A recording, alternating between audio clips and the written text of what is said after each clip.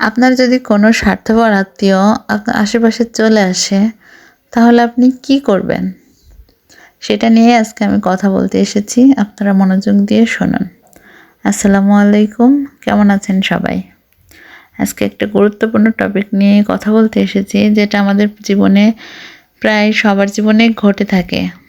তো আজকের বিষয়টা হচ্ছে, আমাদের আশপাশে প্রত্যেকের জীবনে স্বার্থপর কিছু আত্মীয়স্বজন থাকে, যারা আপনাকে শুধুমাত্র তাদের স্বার্থের জন্য ইউজ করবে।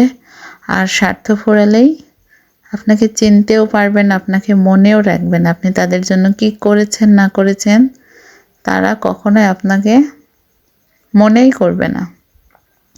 তো এই ধরনের স্বার্থপর আত্মীয় যদি আপনাদের আশপাশে থাকে কিংবা আপনাদের সামনে থাকে, সেই সমস্ত আত্মীয় স্বজন থেকে অবশ্যই দূরে থাকবেন এবং একা থাকবেন। আপনি একা থাকলে একটা উপকার পাবেন, সেটা হলো আপনার সেই স্বার্থপর আত্মীয়ের সাথে আপনার মেশা লাগবে না। আপনার সেই স্বার্থপর আত্মীয়র স্বার্থ হাসিলের জন্য আপনাকে আর সে ইউজও করতে পারবে না। তাই খুব ভালো হবে আপনি তার সাথে না মিশুন। আপনি যদি বুঝতে পারেন যে সে বারবার আপনাকে স্বার্থের জন্য ব্যবহার করছে, অবশ্যই তার থেকে দূরে থাকুন। কারণ যে আপনাকে স্বার্থের জন্য ব্যবহার করবে, আপনি কেন বারবার তার স্বার্থের বলি হতে যাবেন? দুনিয়াটা অনেক কঠিন। নিজে ভালো থাকুন, নিজেকে ভালো রাখুন, দেখবেন আপনার আত্মীয়ের অভাব হবে না।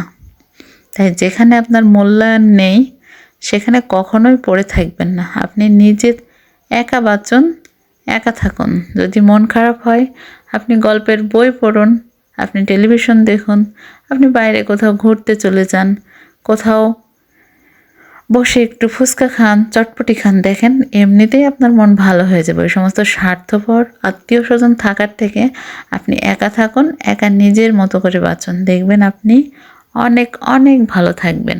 আর একটা ইম্পর্টেন্ট টিপস দিতে চাই, যাদের জীবনে আশপাশে এরকম আত্মীয় স্বজন থাকবে, যদি কখনো তাদের জন্য মন খারাপ হয়, সোজা ফ্রিজটা খুলবেন, ফ্রিজে খুলে দেখবেন যে কোনো মাংস আছে কিনা। যদি মাংস থাকে অথবা মুরগি থাকে, বের করে এই যে আমার মতো বিরিয়ানি পাক করেন, আর বসে বসে সুন্দর করে এনজয় করে খেতে থাকুন। দেখবেন আপনার মনটা এমনি ভালো হয়ে যাবে। এই সমস্ত স্বার্থপর লোকদের কথা কখনোই আপনার মনে পড়বে না। যে আপনাকে এতটুকু মূল্যায়ন করবে না, আপনার জীবনেও তার জন্য এক পয়সারও মূল্য রাখা উচিত না।